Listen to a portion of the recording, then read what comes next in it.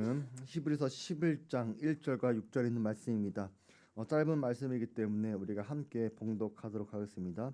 히브리서 11장 1절 6절에 있는 말씀입니다. 신약성경 364페이지입니다. 신약성경 364페이지 히브리서 11장 1절 그리고 6절에 있는 말씀입니다. 우리 함께 봉독합니다. 시작. 믿음은 바라는 것들의 실상이요 보이지 않는 것들의 증거니 믿음이 없이는 하나님을 기쁘시게 하지 못하나니 하나님께 나아간 자는 반드시 그가 계신 것과 또한 찾는 자들에게 상 주시는 이심을 믿어야 할지니라. 아멘. 늦은 시간이기 때문에 조금 피곤할 수 있어요. 한번 기지개 한번 해볼까요? 미리 좀 스트레칭을 좀 하셔가지고 기지개를 좀 하시고, 하품하실 분들은 하품하셔도 좋고, 돌리신 분들은 미리 눈 깜빡여도 좋고, 좀 스트레칭을 좀 편하게 하세요. 이제 어느덧 2023년도 1시간도 남지 않았습니다. 아마 한 33분 정도가 35분 정도가 남은 것 같아요. 35라고 쓰여진 이상 34초겠죠? 34분이겠죠? 우리는 2023년도의 마지막 시간을 하나님께 예배하는 시간으로 드리고 있는데, 하나님으로부터 시작해서 하나님으로 마치는 한 해가 되게 해주셔서 참 감사를 드립니다. 이제 우리는 올 한 해를 마무리하면서 내년 2024년도를 준비할 건데, 그 전에 우리가 올 2023년도를 시작할 때에 무엇을 기대했었는지, 그리고 내년에는 무엇을 바라는지를 좀 생각을 해보면 좋겠습니다. 저는 올 2023년도를 시작할 때 우리 교회와 성도들에게 하나님의 은혜의 선물이 부어지는 한 해가 되면 좋겠다, 그렇게 기대하고 또 그렇게 기도했습니다.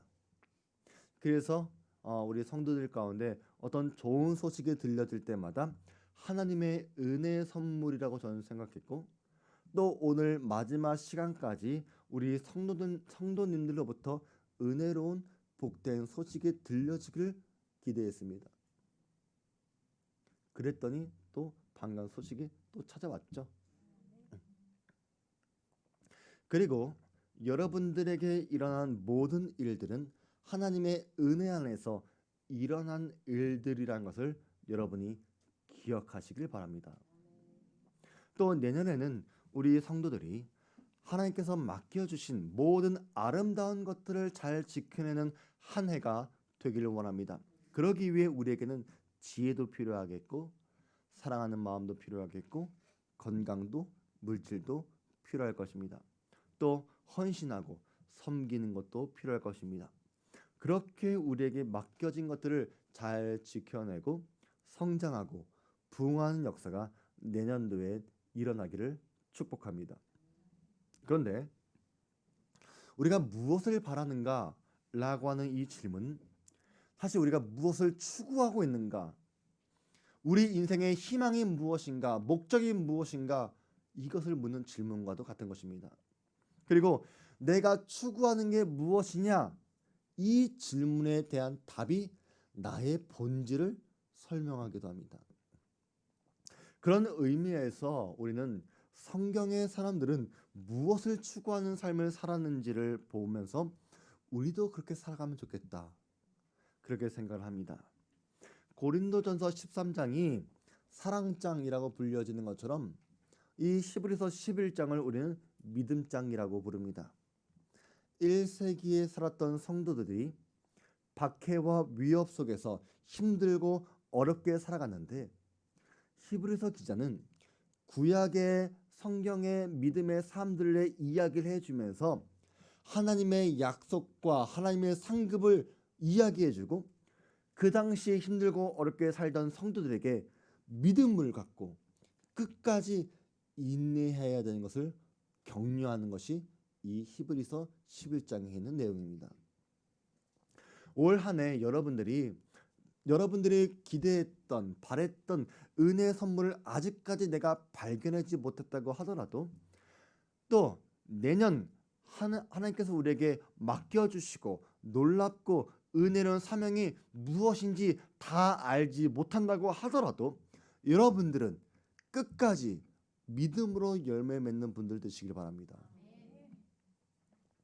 우리가 히브리서 11장에서 봐야 되는 것은 믿음이라고 하는 것이 무엇인지 믿음의 본질을 봐야 합니다.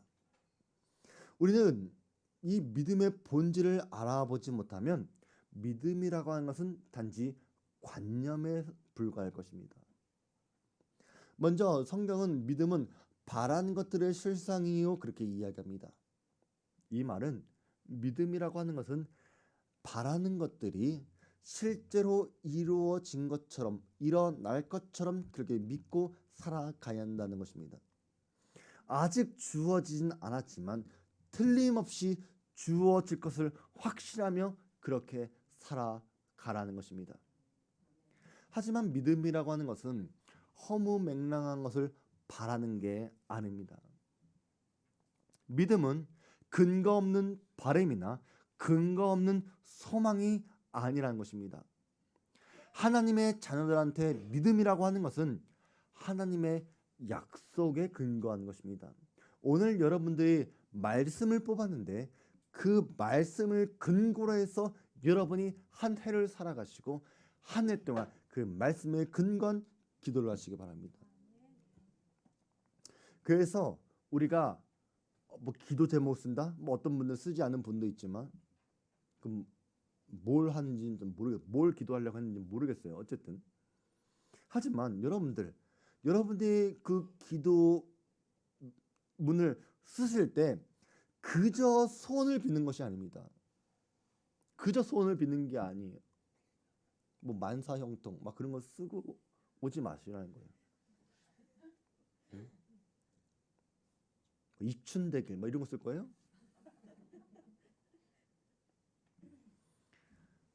우리가 하나님께 간구한다는 것, 소원을 구한다고라고 하는 것은 신실하신 하나님이 약속하셨기 때문에 하나님의 신실하심을 기대하고 믿고 의지하기 때문에 그렇게 소원을 구하는 거예요.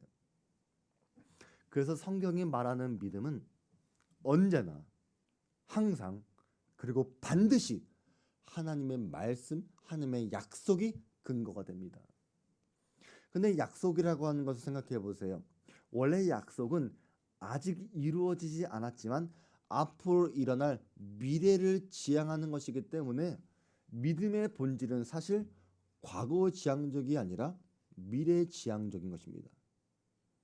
그래서 믿음은 소망하고도 관계가 있는 거예요. 소망이 없는 믿음은 성경적인 믿음이 아닙니다. 예를 들어서 나는 믿어 라고 할 때 그 믿음이 오늘의 힘되고 내일의 소망으로까지 이어지지 못하면 그건 믿음이 아니라는 거예요. 우리는 예수님을 믿습니다. 그러면 현재 내 삶이 힘들고 어려워도 예수님을 믿기 때문에 내가 믿는 주님께서 나를 긍휼히 여겨주시고 구원해 주실 것을 믿기 때문에 내가 오늘을 버티고 고개를 들 수 있는 것, 그것이 소망이 있는 믿음이란 거예요. 그런데 나는 예수님을 믿는다고 말하는데 우리 입에선 아이고 다 망했다, 죽겠다 이렇게 말하면 소망이 있는 거예요? 소망이 없는 것이죠. 그러면 나는 예수님을 믿는다라고 말을 할 수가 없다는 겁니다. 왜냐하면 그 믿음은 소망이 없는, 그래서 죽은 믿음이기 때문에 그래요. 그래서 우리가 하나님의 신실하심 때문에 하나님의 말씀, 하나님의 약속이 반드시 이루어질 것을 믿는다면 우리 미래도 절대로 흔들리지 않는다는 것을 알아야 합니다. 집값이 내려갔다고 해서 내가 망하는 것도 아니에요. 내 통장에 돈이 없다고 해서 그것이 나를 무너뜨리는 것이 아닙니다. 내가 공부를 잘하니까 성공하는 것도 아니요. 내가 공부를 못했다고 해서 인생의 실패자가 되는 것도 아닙니다. 우리가 만약에 하나님의 약속을 품고 믿음으로 살아간다면 현실쯤은 아무것도 아닐 것입니다.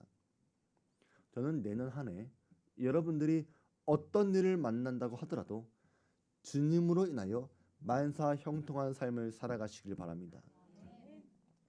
히브리서 기자는 바라는 것들이 이루어질 것을 확신하는 표현을 어떻게 했냐면 실상이라고 한 단어로 설명합니다. 실상이라고 하는 단어는 확신, 보증이라고 하는 뜻인데 다른 말로는 권리 증서라고 하는 의미가 있어요. 쉽게 이야기하면 우리가 부동산에서 계약금을 내고 잔금을까지 다 치러서 등기 권리증을 받게 되면 내가 오늘 당장 이사하지 않아도 이제부터는 내 집입니다.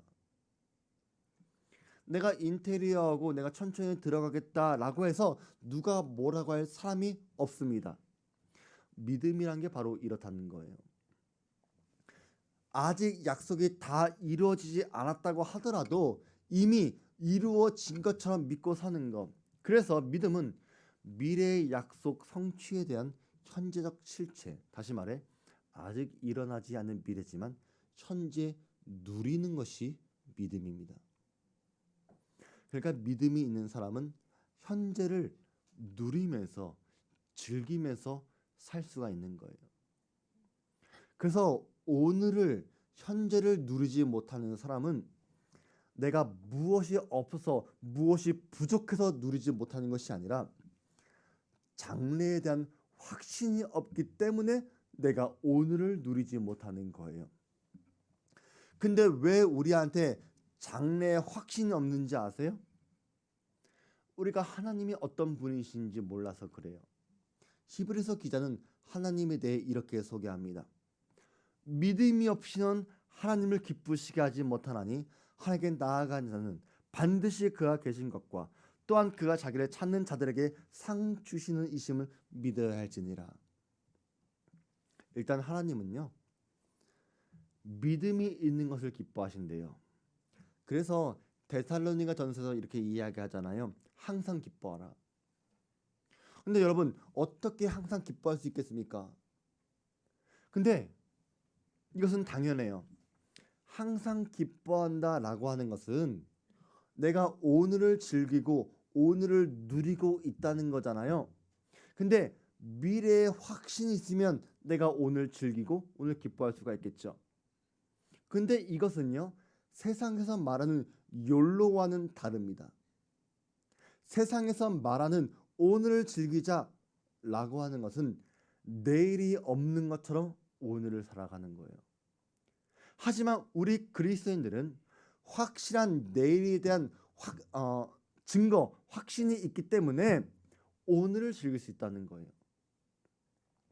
하나님은 우리가 항상 기뻐하는 삶을 살아가길 원하십니다. 근데 아까 말했던 것처럼 우리가 장래에 미래에 확신이 없으면 우리가 즐겁게 누리며 살아갈 수가 없잖아요. 직장인 같은 경우는 매월 정해진 날짜에 월급을 받으니까 사람들 그 안에서 살림살이를 꾸려나갈 거예요. 근데 내가 월급이 정해진 게 없고 날짜도 정해진 게 없다. 그러면 여러분 불안해서 소비할 수 있겠어요? 소비할 수가 없죠. 그래서 한편으로는 사업하는 사람들은 직장인들이 부러울 때가 있어요. 직장인들은 사업하는 사람들이 큰 돈을 만지니까 그걸 부러워하지만 사업하는 사람들은 오히려 고정된 수입이 없으니까 하루하루가 불안할 수가 있는 거예요. 그래서 미래에 대한 확신이 있고 없고가 그만큼 중요합니다. 근데 하나님이 어떤 분이시래요? 그가 자기를 찾는 자들에게 상 주시는 이심을 믿어야 할지니라 이렇게 이야기해요. 히브리서 기자는 이렇게 말하는 거예요. 우리가 항상 기뻐하는 삶을 살아가려면 우리가 오늘을 누리고 즐겁게 살려면 장래에 대한 확신이 있으면 그런 삶이 가능하다. 근데 이 장래에 대한 확신은 신실하신 하나님이 주겠다고 약속했기 때문에 너희는 걱정하지 말라. 하나님이 우리에게 상을 주신다고 말씀하셨으면 이 말씀은 신실하게 이루어질 거잖아요. 우리가 힘들고 어려운 일이 생기더라도 하나님을 찾아가면 하나님에게 상을 주시겠다 말씀해 주신데 뭘 걱정하겠어요? 오늘 여러분한테 무슨 고민이 있습니까? 또 내년에 무슨 일이 있을지 염려하십니까? 걱정하지 마세요. 미쁘신 하나님은 우리에게 약속해 주십니다. 하나님을 찾으면 상을 줄 거라고. 내년에 우리 성도들이 더욱더 하나님께 나아가서 상 받는 분들 되시길 바랍니다. 히브리서 기자는 구약의 믿음의 사람들을 예로 들고 있는데 그 중에서 두 사람만 보겠습니다. 먼저 아브라함이에요. 10절에 있는 말씀 보니까 이는 그가 하나님이 계획하시고 지으실 터가 있는 성을 바랐습니다. 자, 아브라함이 뭘 바랬대요? 하나님이 계획하시고 지으실 터가 있는 성을 아브라함이 바랬다고 이야기해요. 자, 근데 여러분들이 잘 아셔야 돼요. 우리는 아브라함이 고향을 떠날 때 약속의 땅, 가나안 땅에 대한 소망을 갖고 떠난 것처럼 그렇게 생각해요. 그렇죠? 그래서 이 말씀을 보면서 하나님이 계획하시고 지으실 터가 있는 성을 바랬다라고 할 때 우리는 뭘 생각하냐면 쉽게 뭐 헤브론이나 뭐 가나안 땅이나 이런 걸 생각할지 몰라요. 그렇죠? 안 그래요? 저만 그랬어요? 근데 성경 말씀을 가만히 보면요, 놀랍게도 히브리서 기자는 아브라함이 바란 것은 헤브론도 아니고 가나안 땅도 아니고 베델도 아니고 아무도 아니라 다르게 이야기하는 거예요. 아브라함이 바라는 것은 눈에 보이는 가나안 땅이 아니었습니다. 하늘에서의 상급을 바랬다는 거예요. 히브리서 11장 13절부터 16절까지 있는 말씀 보니까 이 사람들은 다 믿음을 따라 죽었으며 약속을 받지 못했을 때 그것들을 멀리서 보고 환영하며 또 땅에서는 외국인과 나그네임을 증언하였으니 그들이 이같이 말하는 것은 자기들이 본향 찾는 자임을 나타냄이라. 그들이 나온 바 본향을 생각하였더라면 돌아갈 기회가 있었으려니와 그들이 이제는 더 나은 본향을 사모하니 곧 하늘에 있는 것이니라. 이러므로 하나님이 그들의 하나님이라 일컬음을 받으심을 부끄러워하지 아니하시고 그들을 위하여 한 성을 예비하셨느니라. 보셨어요? 자, 13절에 말하는 것처럼 아브라함은 약속을 받지 못했대요. 13절 보여주세요. 약속을 받지 못했대요. 우리는 이상하게 생각할 거예요. 왜냐하면 아브라함 정도면 다 받은 거 아니야? 왜? 아브라함은 이삭도 받았고 땅도 얻었으니까 하나님이 약속한 게 다 받은 거 아니었어? 이렇게 생각할 거예요. 근데 성경은 아니라고 이야기하는 거예요. 근데 아브라함뿐만 아니라 수많은 성경 속의 선배들도 믿음을 따라 살아갔을 때 믿음을 따라 죽은 사람도 있대요. 약속한 것을 받지 못한 사람도 있대요. 이게 이상한 거예요. 하지만 믿음의 선배들은 그들이 떠난 고향을 생각하면서 후회한 사람이 아니라 더 나은 본향, 그러니까 원래 가야 할 것을 사모한 사람들인데 원래 가야 할 곳을 어디라고 생각했냐면 하늘에 있는 곳을 원래 돌아가야 할 곳으로 생각했다는 거예요. 가나안 땅이래요? 젖과 꿀이 흐르는 땅이래요? 이 세상에 있대요? 아니라는 거예요. 하늘에 있대요. 그런데 하나님은 그런 믿음의 사람들의 하나님이라고 불리는 것을 부끄러워하지 않으신대요. 그리고 하나님을 찾아온 그 사람들을 위해서 한 성을 예비하셨대요. 어디에 있대요? 그 성이? 하늘에 있다는 거예요. 예수님도 우리에게 말씀하십니다. 너희는 마음에 근심하지 말라. 하나님을 믿으니 또 나를 믿으라. 내 아버지 집에 거할 곳이 많도다. 그렇지 않으면 너에게 일렀으리라. 내가 너희를 위하여 거처를 예비하러 가노니 가서 너희를 위하여 거처를 예비하면 내가 다시 와서 너희를 내게로 영접하여 나 있는 곳에 너희도 있게 하리라. 이제부터 여러분들은 이 말씀을 이해하실 수가 있을 거예요. 자, 너희 마음에 근심하지 말래요. 어떻게 이게 가능합니까? 우리는 장래에 대한 확신, 보장이 있기 때문에 근심하지 말라는 거예요. 그러면 이 장래에 대한 확신 어디서부터 나오는 거예요? 하나님께 나아가면 상 주기 때문에 우리는 미래에 확신이 있는 것이죠. 그래서 예수님 말씀하시는 거예요. 하나님을 그렇게 믿는다면 또 나를 믿으라고. 하나님께서 상 주시는 이심을 믿는다면 나도 너에게 상 주시는 사람이라는 것을, 상 주시는 존재라는 것을 믿으라는 거예요. 자, 그러면 예수님은 우리를 위해 뭘 준비하셨냐? 어떤 상을 주신대요? 너희를 위하여 처소를 예비하신대요. 근데 우리는 이 처소가 무엇인지 아는 거예요. 이 처소는 히브리서 기자가 말했던 것처럼 그들을 위한 한 성인 거예요. 예수님은 이 처소를, 우리를 위한 성을 예비하시면 그때 다시 오신대요. 그리고 그 길을 열어주신대요. 여러분 이해하십니까? 이해하세요? 어려워요? 다시 한번 설명해 드릴까요? 다시 한번 설명해 줘요?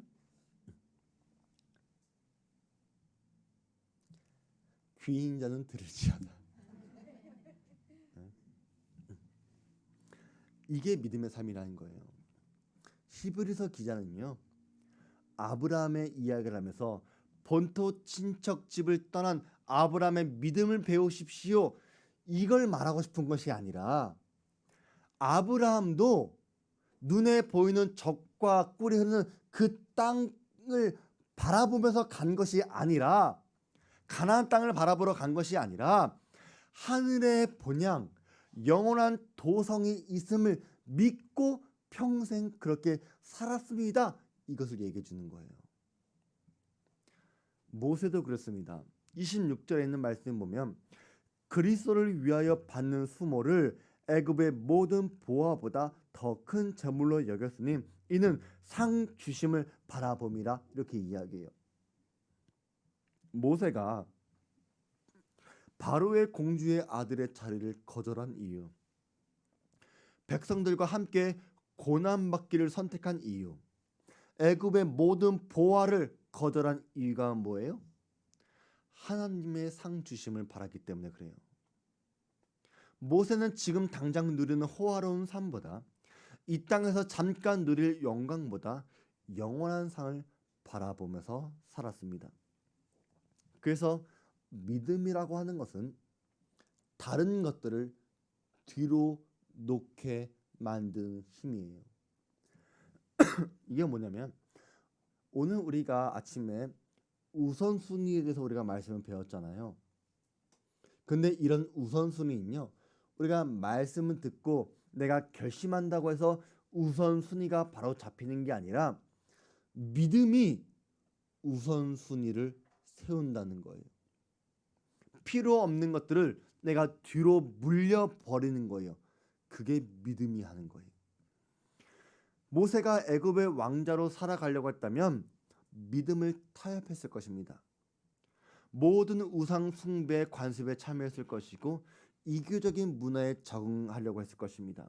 하지만 모세의 믿음은 하나님의 백성과 함께 고난받는 게 더 나은 것이라고 믿고 살았다는 거예요.